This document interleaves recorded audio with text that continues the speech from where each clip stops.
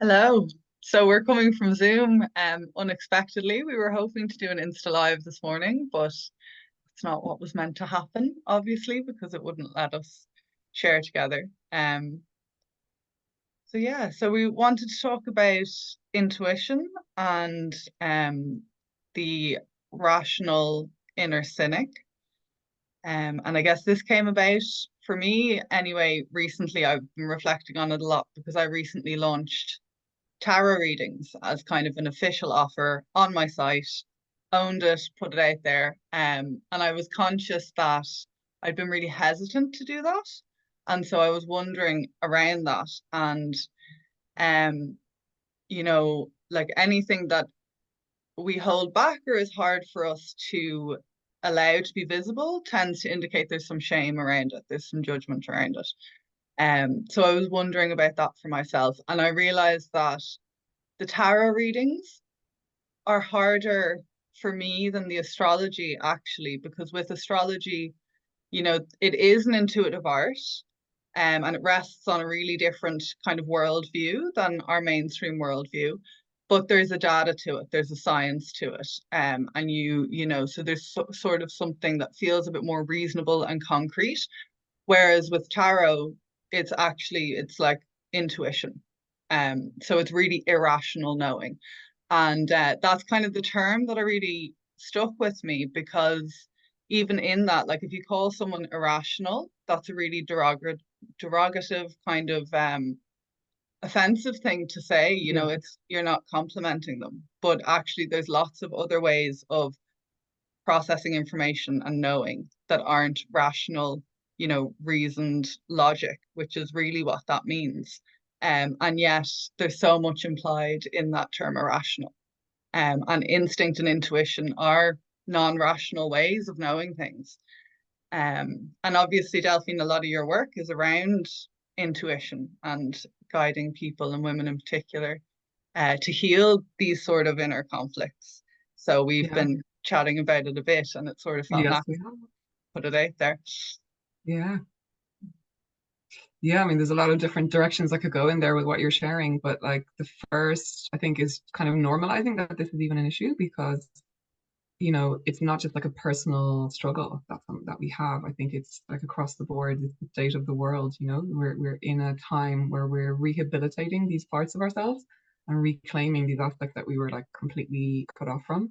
So the body, that knowing, the inner, and we've been totally like dissociated and ungrounded and in our heads and the worship of the intellect and the rational and the enlightenment and eons of patriarchy. So it's kind of, I find that really helpful to just remember and keep reminding people of, because when we're in our personal struggles, evolving into our work in the world, it's so painful when you encounter these wounded parts and shamed parts. And we're like doing that work personally, but it's also rippling out to the collective. So I Yeah. too, have shared that experience of panicking and cringing and like freaking out, like sort of slow burn freakouts over years about the work that I'm doing. Once it became clear to me that I wasn't going to just be doing like normal psychotherapy, which by the way used to be so far out as well. Now it's Yeah. hilarious that people like denigrate talk therapy, which it never is just talk therapy. It's two bodies in a room, co-regulating or online. But park that point. Freaking out about like, are they going to insure me? What's my accountant going to think about this, like listed on the tax return? Like the witch wound comes up again and again and again as we start moving into offering what our souls are actually calling us to offer to the world and what is actually in highest alignment for the greatest good and what's actually our correct place, in the world. And there's such resistance to that. But then the feeling, the gratification when you actually get there and you've worked through those layers and the inner critic and cynic and all of that, it's just the feeling, the knowing and the feeling of rightness when you have reestablished that connection inside. There's just nothing like it. So, but it's an ongoing struggle. Like it's not something that you arrive at once and then you're like, okay, now I have blended my rational and intuitive selves and it's all good and we go forth and it's harmonious integration. I believe that we're here to do that actually across our lifetime, and it's like again and again and again conversations with family, and celebrations, with school teachers, with conversations around food, our educational system, everything. It's like this constant we're creating a completely new paradigm, and we're, you know, at a time when we're still dismantling the old structures. So it's kind of natural to feel in conflict with yourself inside, and these parts of yourself that feel so threatening, and then with the world at large. So like it's a lot, you know. I just want to really acknowledge that it's a lot that we're trying to, you know, reclaim and heal and become whole again with. But I really agree with you that it's like it's another way of knowing, and it's just as valid. It just has been denigrated and vilified, and it's been really serious consequences over eons, and for us in past parallel lives, to actually owning that power, which is that's the whole point. It's no surprise we've been cut off from our intuition and our direct knowing from source, because it's about the hierarchy of power, you know. Yeah. Imagine if we were all tapped into our power. There's a lot of forces out there that are very invested in us not. And that's the fire, you know, even as I say, that's the part that makes me just be like, no, this is not okay, you know, to really stop that worship of the intellect.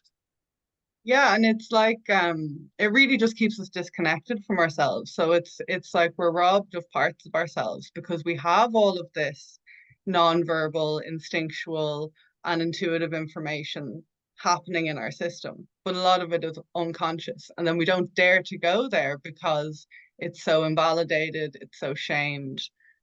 Yeah, Um, and so it's really kind of like quite literally coming back and claiming parts of ourselves and welcoming them back in. And then the next step, which I think is kind of part of the journey I find I'm really coming up, against now is like, okay, and then figuring out how to communicate that, figuring out how to be in relationship with that, figuring out how to be open with that. And um not, and people won't necessarily always understand it because we do have all of these assumptions and judgments around these things. And so, being secure enough in myself with it that I can still hold the space. And that actually hasn't happened. Like a lot of that is projection that like, oh my God, if I put this out there now and everybody's going to think I'm mad. yeah, And then, my whole world will come crumbling down. A lot of it is projection. But I think for me,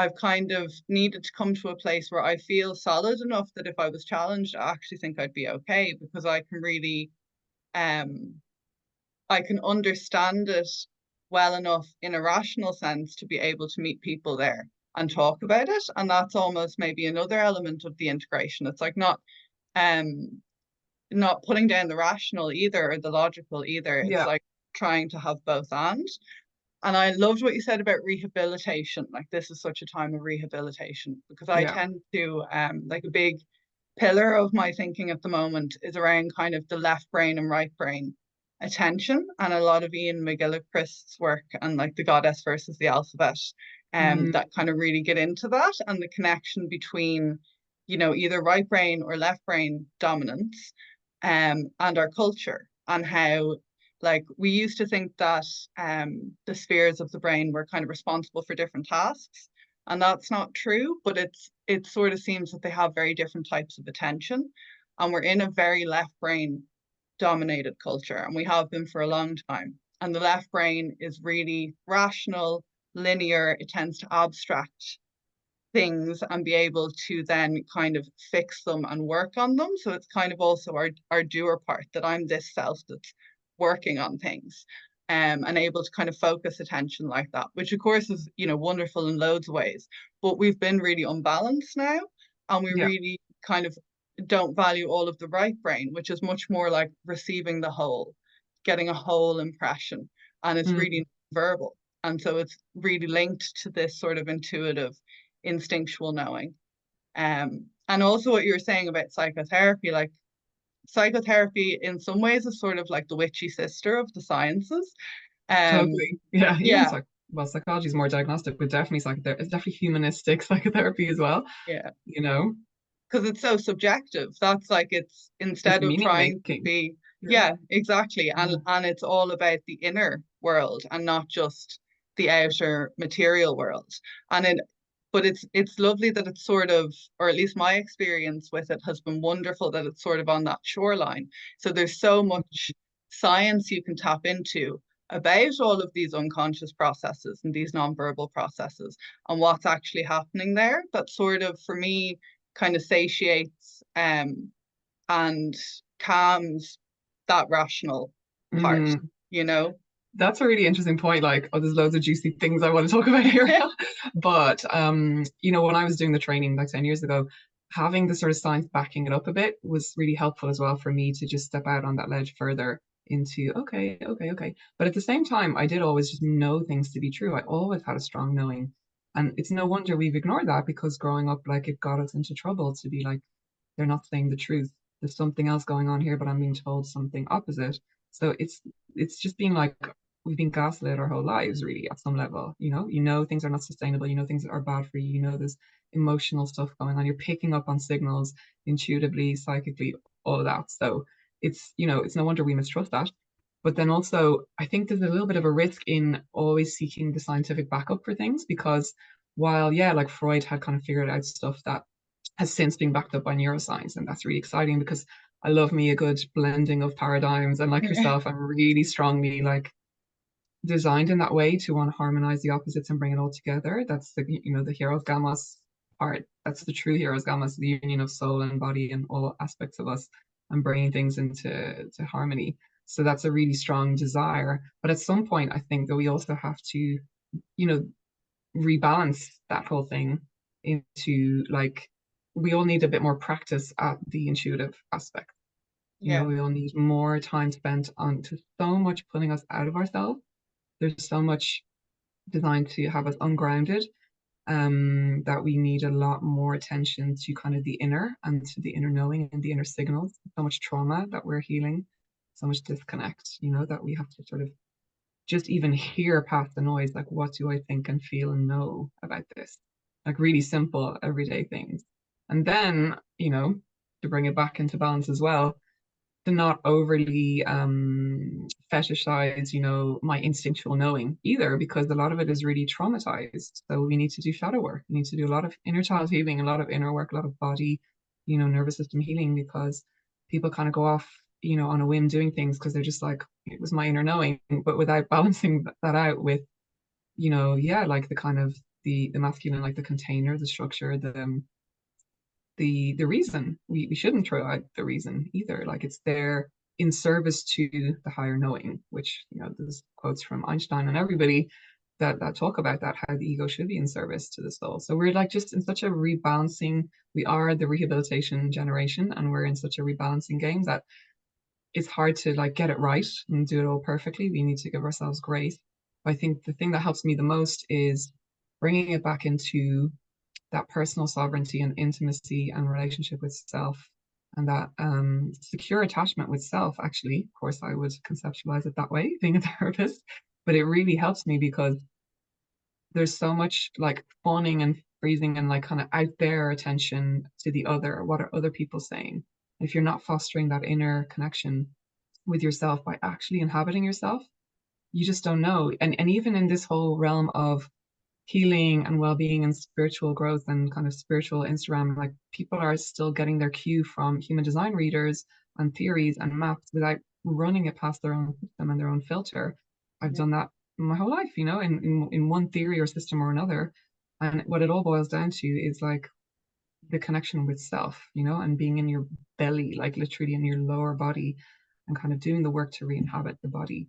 Because nothing will replace that. You can sit there going, oh, I'm a splenic projector, so that means this is how I get my intel. It's not just though. I get guidance from guides, from my soul, from source, from universal energy, from my heart. I get intuitive guidance about my human Delphine self in this incarnation. And then I get knowing from, I don't know.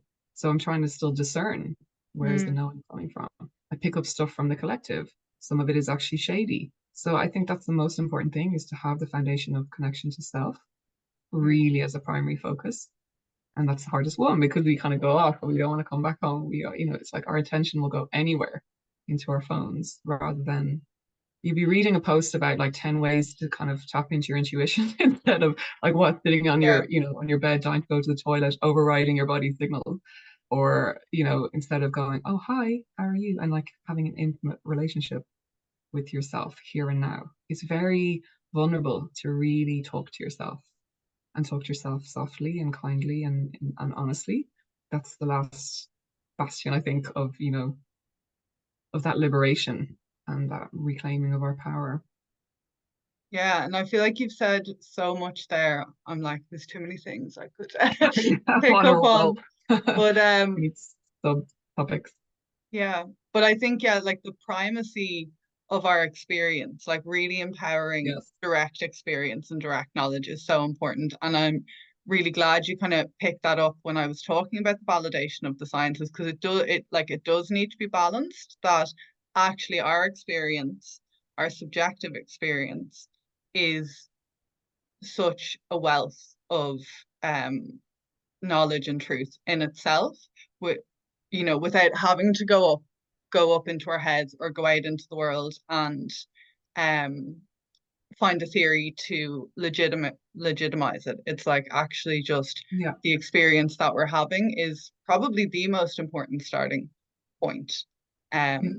And I think as well, yeah, that it really is about the body. Like when I think of this and thinking of kind of the path back to the self and back to intuition, it's like um it is about re-embodiment. And that's often where, it starts for people in psychotherapy as well, is when you first come into the body, there's so much unprocessed experience and emotion. And so there's kind of Yeah. a really slow and gentle process needed to kind of sort through a lot of that before you can be comfortable at home in your body. And then when you can start to be comfortable at home in your body, that's when, all of this magic really opens up, that when you can be in touch with yourself, all of a sudden there's this wealth of intimacy with yourself, connection with yourself, and the incredible power of all of the knowledge and truth that can be there. And exactly what you said about, like, there's still the discernment needed, there's still a sorting through,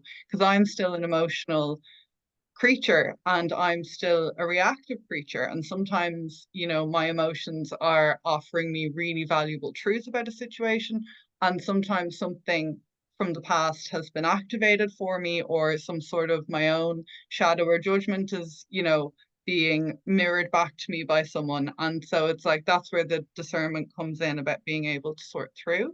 And it is the relationship itself. Like, I obviously now I'm a psychotherapist as well, but I think it's really true what you said about the secure attachment itself, because we have to be able to be there with ourselves and be gentle enough and present enough with ourselves that we feel comfortable to open up to ourselves and to kind of do that process, because it'll always be a process. And to trust it then, because it feels Mm, so high stakes, you know? It's so excruciating and scary to dare to deviate from what we've been told to do and to risk like displeasing the other, the mother, the other, the lover, like other, the Instagram, whatever, the public sphere, to dare to kind of, yeah, like the primacy, I can't remember how you said it, but that primacy of that relationship to self and that inner knowing to make that actually the main thing. And it's just amazing to see like women I work with or women in my life make decisions, anything from decisions about their own health to like moving countries or family, bringing their families or schooling, just like things that feel quite high stakes or that are like maybe quite polarized in the, by the collective. And to just go, no, this is not, I'm not going to go like do this. But really from their true knowing, not from absorbing a lot of shite online or like polarized, like thinky stuff, but really just like in this specific instance, with my child or for me, here's what's right. And it could even be simple decisions, like even like low stakes things feel really like a big deal. So I always say like, so the first part is like re-inhabiting yourself and especially the belly center, because I think Western spirituality is obsessed with the heart, the heart, the heart and vulnerability, and it's really ungrounded. So the more Eastern, you know, Asian martial arts or like whatever is like the lower center, yeah. kind of And rebalancing the the lower, womb as well, as a the woman, womb. part Yeah, of that. Yeah. re-inhabiting your womb, heart, crown channel, like sitting on your throne, re-inhabiting your body, sitting on your own throne in sovereignty. That's half the battle. Like that's a constant daily 500 times a day, unclenching the perineum. As we clench, we go up and out to relax. And then relating in that more intimate way and building like over time a really sweet, sovereign, boundaried like relationship with ourselves. But then like what do you do with the intel when you actually start getting your own guidance and stuff? The stumbling block for a lot of us is following through on that and like practicing in a safe way. Because I think like threaded throughout this whole conversation is the need for safety because it Yeah. feels terrifying. And so Yeah. safety in like baby steps, but you know, many of us have journal after journal after journal filled with brilliant ideas and knowledge and wisdom and knowing that's actually connected to these strands of deep ancient feminine wisdom that's coming through each of our channels or each of our personal, you know, soul expressions in really unique ways that are needed for us, first of all, for our most fulfilling aligned life, and then needed by the collective, you know, by other people in our families and communities, but we're not actually expressing it or embodying it or communicating it. And that's the part where seeing yourself as a powerful co-creator, not as a victim of circumstances, and getting past that block to, okay, I've been hearing this message for a long time now, or here's what my guides are telling me. It doesn't make sense for how I plan my morning, but I'm just going to go with it. Like small modifications to your schedule, which feel really threatening, by the way, to like, no, no, this is how I've always done it, or this is what makes sense because I've loads of responsibilities. And to kind of dare to go with your inner knowing about what your body needs or what order to do your tasks in, you know, in and around your commitments.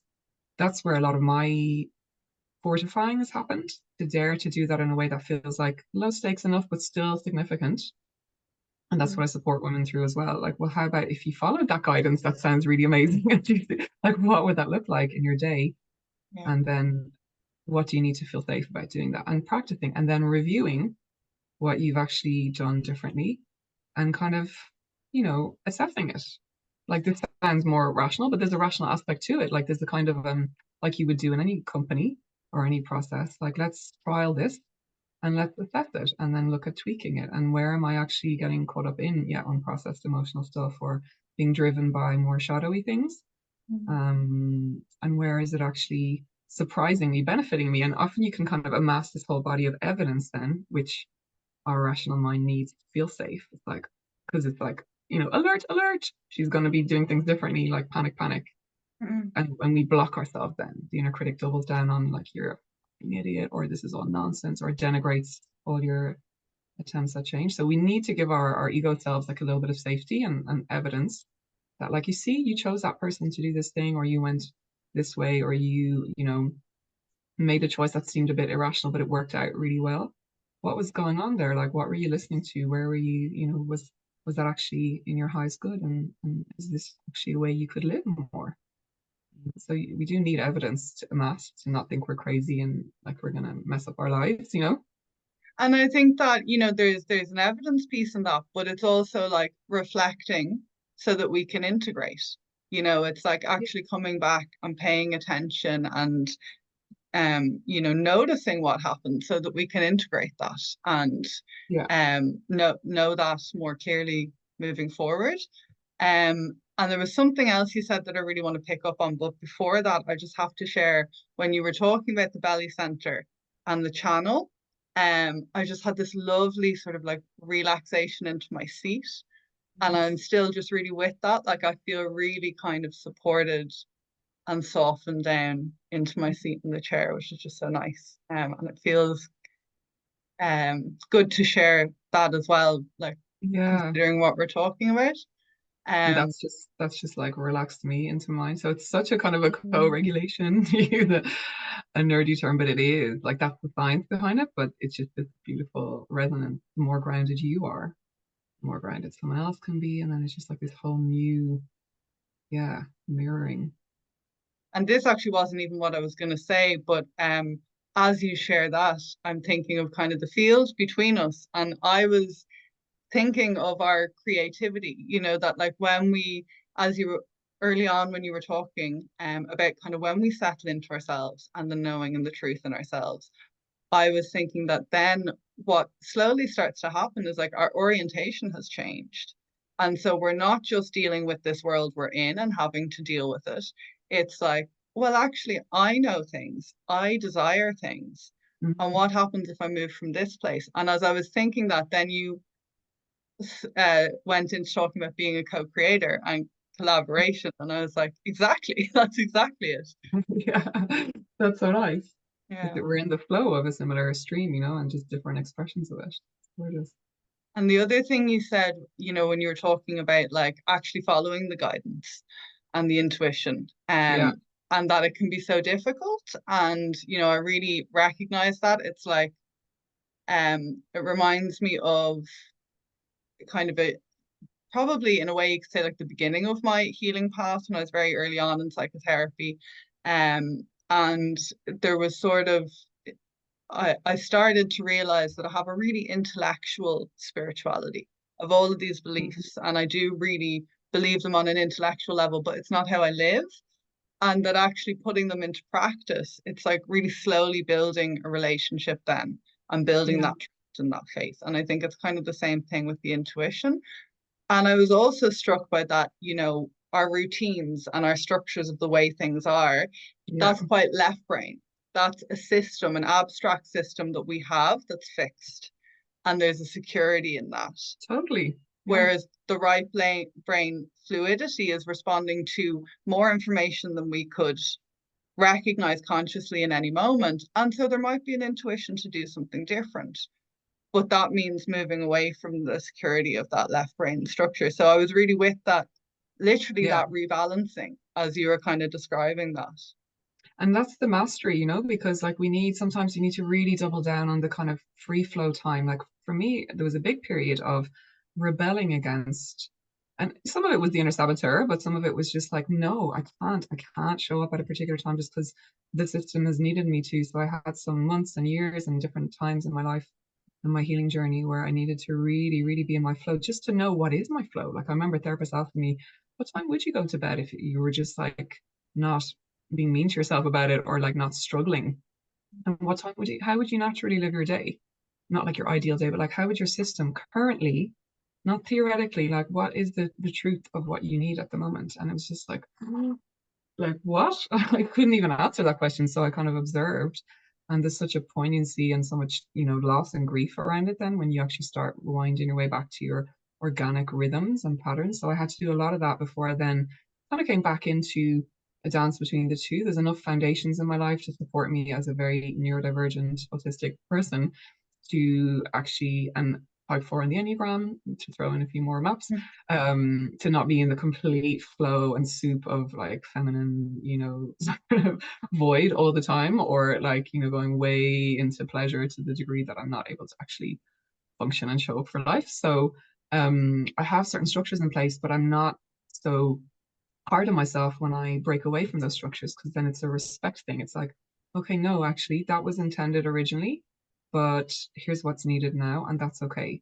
So it's like a broad kind of weekly overview, and that goes into, different people have different needs and lifestyles and responsibilities. So I am lucky, but also I thank myself for creating my life in this way because it's taken me a lot to be able to divest myself of all the judgments and the heavy, internalized criticism and all the shadowy stuff, the patriarchal, like the productivity driving, the perfectionism, thinking there's something wrong with me. And that's the point I really want to make again is like, there's nothing wrong with you. We're all trying to figure out what's actually organic and sustainable and healthy for a woman's body at particular ages. Like my body's changing now. There's definitely like a need to adapt for perimenopause, like hormonally and what I do in the mornings and how I run my day. So even you see it sneak in, like I'm kind of like latched onto and reifying a schedule that's my new, intuitive schedule. But even then my mind comes in and goes like, that was so good. I wanted it to be that. And that's not listening anymore. That's not intuitive.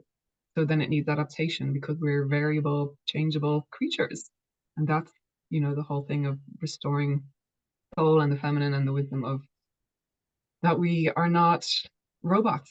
We're not fixed entities. We're organic beings. We decline, we degenerate, we, grow. We're just like messy plants. And so I'm better now, I think, at honoring that and just letting it go and being like, okay, this is what you need this week. And then watching where I go into shadowy overcompensation, where it's, more the wounded inner child being like, well, I didn't get my treats, or, I worked too hard. So then I slide back into self-sabotage. So just that mastery is about maturity, I think, and being able to hold the opposites, being able to hold conflicting ideas and being nuanced in it, being able to operate in the gray area, which I think you do so well. And that's why we, are such good friends, is to be able to kind of, oh, what about this? And what about this?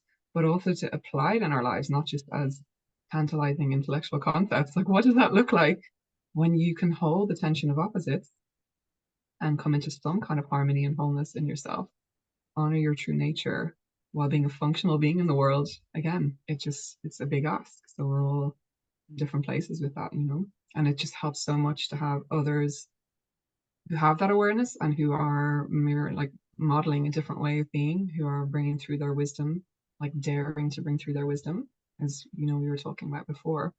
Yeah. That just helps so much to know you're not alone, and it doesn't have to look like each other's version. It's just so nice to know we're not alone on the path, that we're being countercultural, but that it's healthy and needed, and like so needed on this planet.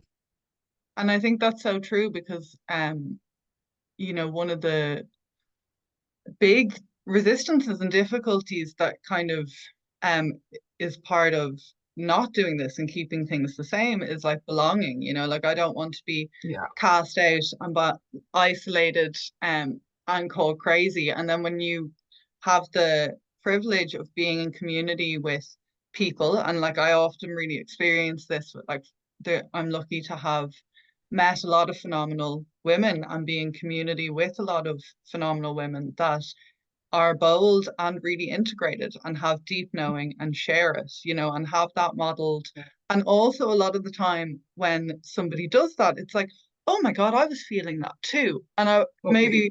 maybe I didn't even really notice I was feeling it. And then it's like, oh, you can share these things, you can pay Yeah, attention to these yeah, things, totally. And the word openness really keeps coming to my mind. It's like living in a more open way, more open to ourselves and all that's moving through us, but then also trying to open up to others and be sharing more of this, and that it's not like Yeah, this fixed way of doing things and this fixed idea that keeps us closed. And also the openness then that we're not these isolated entities, we're actually also part of just a complete ecosystem on the earth, yeah, which also is what starts to come back in much more strongly when we connect to our own bodies and our own earthly nature. totally. Yeah, that's the coming home, and it's so true. It's like it's less lonely, and it's also just really inspiring and permission giving. Like initially when I kind of left the world of NGO work, and which was so wounded in playing out that sort of, stress response of being late and more to do and press raises, and then it's like you're sort of in your own flow on a Monday feeling like the loss of that stress, the cortisol. And so feeling like a bit of a weirdo a lot of the time, even though you can't do that anymore, you can't fit into that system. So it's less lonely, and it's really permission giving. And it's also like we've talked about this before, like it's kind of a little bit frustrating and activating when you see people share, when you do see a woman who's really integrated Yeah, share her knowing in such a powerful way. And I often feel this mix of, I mean, now it's more awe and like, yes, and like more of us are doing this, but still sometimes, and definitely in the past, it was like, oh my God, like it was like so infuriating that somebody was daring to share their truth that was countercultural. And then also it was like, I thought the same too. I had a similar knowing, because we're all connected to the same wisdom, it's just in different ways. And so there's this sense of like, fuck, why didn't I just say the thing that I wanted to say? Because I would have, you know, said it then. And it's not just ego, it's like there's an incomplete thing that happens when you are receiving in your channel and you don't say it. That's something that I really identified in my own, with my mentor Violetta, is there's like a block, because we are designed as vessels, as women, to bring forth things. So there's like a creative backlog. If you're not sharing the things, yes, you might be getting it down in your journals or in voice notes or epic WhatsApp voice messages to each other, but like it's not getting out to the people it's meant to reach in just the simplest way. It doesn't have to be like all new theory of, the meaning of life. Just simple ways that you do life and things that are popping in for you are needed by others. So it feels shitty and frustrating when also when you see people doing it and you're not. And the more you are doing it, then the easier it is to be like, yes, we're in solidarity. It's cleaner. The sister wound doesn't come up because you're just like, I'm so sharing my piece. It's weird. It's complicated. I don't get it. Maybe I'm getting it wrong, but I'm somehow on that journey of me being me, and she's being her, and she's sharing her piece, and she's sharing, and we're all blending it together in this beautiful tapestry. And just any ego or envy or shittiness just completely dissolves, because we're all back inhabiting ourselves, And it's so generative, then it's so co-creative, because it's like she's really being her, and that feels good to my body, and I can really be me around her. And so we can be ourselves, and then that ripples out like into the earth grids and out to the collective in such a beautiful way. yeah, and I think really when you feel that we're all part of the same thing, like there's something shared Yeah, and perspective there. So it's not a me versus you, and she's Totally. doing it. And I wanted to get in there first with, with my Yeah. knowing of that. But I also think it's like, it's so interesting as you talk about that channel and how it can be blocked and the frustration that can come up, or that kind of like urgent feeling if someone else is shared. Because Yeah. I almost wonder, is like, are you feeling the frustration of that block in yourself, like the way Yeah. that you're restricting yourself and keeping yourself small? When you see someone else not doing that, you actually feel that tension then. That's not just a matter of fact reality of what you have to do. You start to notice you're doing that and feeling the frustration of doing that and feeling that block. Definitely. Yeah. Like there's nothing like envy is so useful to show you your heart's longings, your soul's longings. Exactly. It's a real gift. People feel a lot of shame around envy. We're all dealing with it. Like we have the mother wound. My God, we have, mothers who are envious of what we're achieving now and who don't feel it's safe to own that. They maybe adore us, maybe they, I don't know, don't, but like we feel hatred, we feel really natural, like bad feelings about others. We feel like childish black and white thoughts about she's all bad, he's all good. And so we're all trying to mature into this sense of holding space for all of that. And the best way is to re-inhabit yourself and bring through what's yours to bring through for you, for your family, for people close to you, like for real in your real 3D life, not just in public spaces or not just where you get sort of kudos for it, but like, what are you doing in the privacy of your own home space? How much are you honoring your body? That, again, I feel like that's the last step, for me. If no one's watching, how are you talking to yourself? You could be performing all the perfect routines and rituals and performing a sense of honoring yourself. But if the tone inside is not respectful and soft and, yeah, like self-honoring, if it's not truly attuned in that way that we need to attune to children, if you're not healing that attunement wound, then it's sort of a fake version. It's not the same as being really honest with yourself about what you need and being in the scary reality of, okay, I can't work then this afternoon. Actually, I'm really not okay. I'm ill, or here's what's needed before I go and do that thing that I said I'd do, to keep prioritizing that self honesty is really, really edgy, in the quiet privacy of your own psyche and your own heart and your own belly. So it's really, I feel such admiration for women who are on this path. It's so courageous. It's so courageous, and it's so helpful to have spaces to share and talk about it because everyone experiences different issues. So it's lovely to model it for each other and hear how different people do things, and yeah, Yeah. and learn, like get tips, practical tips, like how do you navigate this when you're trying to like change Yeah. paradigms in your daily life and how you like take care of your body or eat, or like we are literally shifting paradigms. It's the most rebellious thing you could do is to tend to yourself and attune to yourself.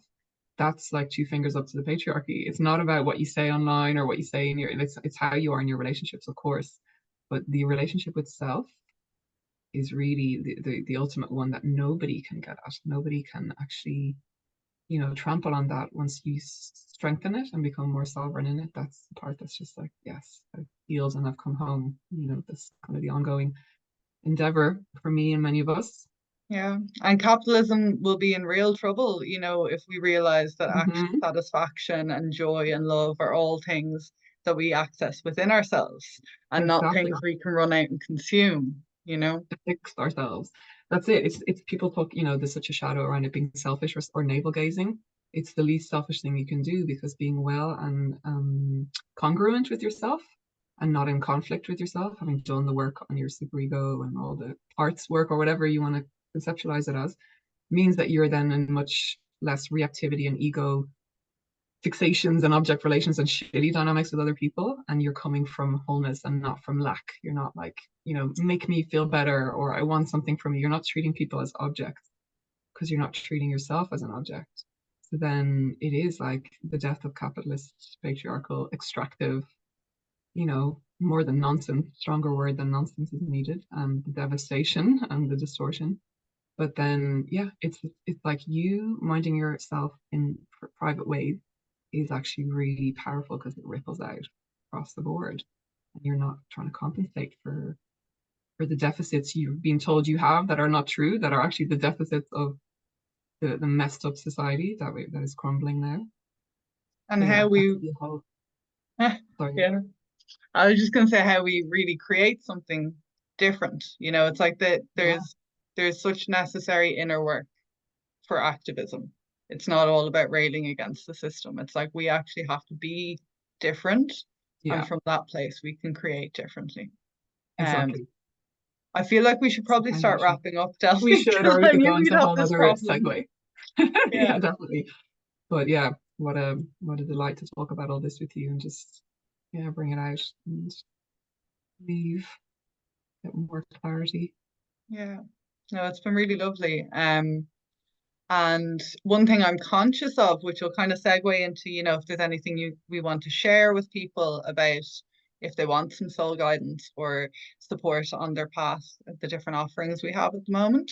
That I've been having a couple of these conversations in the last couple of days, and it prompted me to check. I was literally on the M50 yesterday processing about all of this, like having to communicate. I'm being really challenged to communicate authentically in new ways in all spheres. Yeah, And I was like, I wonder what Mercury's doing. So I had to go and check. And there you go. Mercury is coming into square with Pluto at the moment. Like it's kind of in Let's go. square now. So transforming our communication, becoming more empowered in our communication, and also communicating things we usually wouldn't, things that we'd usually keep secret, is actually really Yeah. active in the field right now. Um, And I yeah. love how sovereign you are. And yeah, we won't go on too much longer, but I just love how sovereign you are in prioritizing the lived experience when you work with people around archetypes and astrology maps and everything, that they're just like energetics and potentials, and how we actually interpret that or live through that in our own lived experience, like is always to the forefront. And I really appreciate, because I still slide back into that kind of shadowy codependency with a lot of these maps. So yeah, but that's actually so yeah. Do you want me to share what I've kind of got going on at the moment? Yeah, go for it.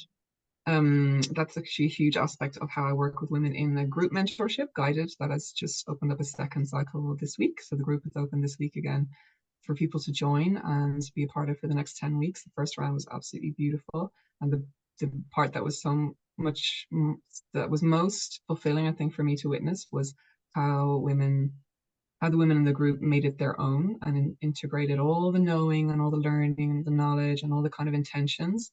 This is a space where it's about like actually implementing, integrating, practicing, and like just getting down to the business of doing it, but Mm. not in a productivity way, in a like, how does this work for my life kind of way. And it was so amazing to see just how different it was for each of them. But yeah, so fostering that connection with self, with guides, scary but exciting things that people maybe didn't dare talk about before. And once the gateway opened, it was like lots of interesting conversations about dragons and guides, and also just very personal, kind of emotional stuff. And so, yeah, that's the beautiful space. So that's what I'm offering at the moment.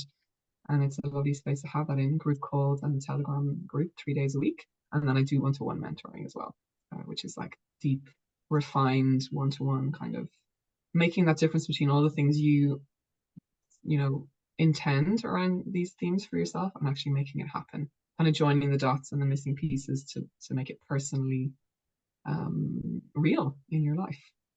And then, yeah, that's it. There's a self-study course as well on the inner critic, which won't go away because we keep needing to do that work. So that's called Worthy.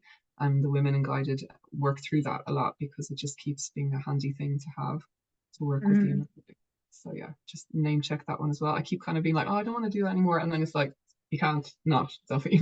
I'm doing that every Yeah. day. You do it every day. I We was kind of just do gonna that say you in really our can't work. not do the inner critic Exactly. work. So But for us, it's like normalized, and for other people, maybe they don't have the tools. So we, from our training and our practice, we've got like practical steps to work with that.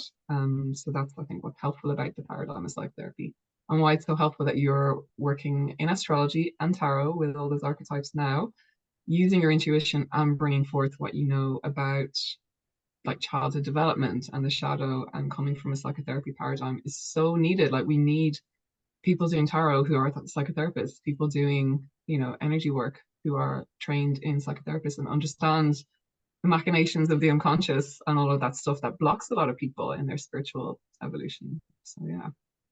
yeah, and I actually really find that like what gave me the kick up the ass to put the tarot out there properly recently was just I was like I find it so helpful, and like I have friends that I would share it with. I so know the value of it. Like I honestly I know. just having those tools to support myself is so foundational for me. I was like, why am I holding back on this? with, Yeah.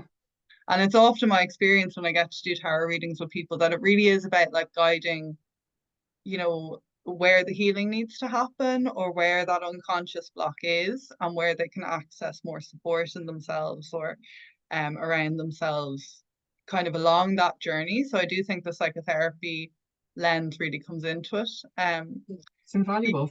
It Yeah. really is. Um, but yeah, I suppose for me at the moment, I'm really offering astrology readings, so birth chart readings with personal transits, and also the tarot readings. I do have some other things gestating at the moment that I'll probably be launching in later in the summer into autumn. So I'll share about them as they start to sprout. They're seeded, but they're still sort of um cooking, I think. And then I will soon be offering a workshop that I did online a while ago. I'm going to put up for free for the summer. So if people are interested in signing up for that, it'll only be free for a limited time. And it's around the Venus archetype and self-worth. So really, Ooh, that's my favorite kind of area. yeah, so it's like exploring the Venus archetype in astrology and mythology, and then also looking at it through a psychology lens in how we can better understand our self-worth, where we're outsourcing our worth or giving our worth away, and how to kind of bring that back and integrate that into ourselves. There's like some theory in it, some experiential kind of journaling questions, and then there's also a guided journey. Um, so Amazing. hey, That's a good introduction to how, yeah, how you work and kind of your perspective on all this. And even, just hearing you talk, and like it's always so expansive for me having these conversations with you because there's always a different perspective. And yeah, I feel like it's just really, I'd love to hear from people who have heard this conversation or, have ideas because there's more of us out there. We're not, yeah, people say, oh, it's really unusual that you do this and this. And I'm like, no, it's not actually, because the therapists that I know and that I interviewed for my thesis way back, like they're all secretly spiritual, secretly or not so secretly spiritual, being secretly. the operative Yeah, word some of though. them secretly, but we're all, we are all spiritual beings. We're all souls. We're bringing back the soul just more consciously and overtly. So it's really amazing to have. It's just really kind of activating to hear certain words and terms and like how you conceptualize things. So I love chatting to you about astrology because it's just a fresh perspective, even if whether you know like a little or a lot about yourself, it's really helpful to have somebody else like yourself seeing me, in a different Mm, light and kind of mirroring something back and showing me a different perspective. And it's just like, oh, here's new potential, but in a really embodied way. So yeah, that's the Venusian wisdom coming through both of us, Venusian beings. I'm yeah. sure we're not alone. Um, and I love the way you say that as well about like something like astrology is so broad and rich Yeah, and it's alive, like the archetypes are alive and they come, you're coming into contact with them through the consciousness of the person that you're talking to or working with. yeah, And so there's always more to explore with it, I suppose. yeah. But will we Yeah, leave it there, next. Delphine, Yes, before we let's wrap we up. kick off It on a won't be whole other shareable to topic? the grid. Yeah, But anyway, okay. Thank you so much for inviting me into this conversation. It was gorgeous. it was lovely. I'm really glad we did it. Okay.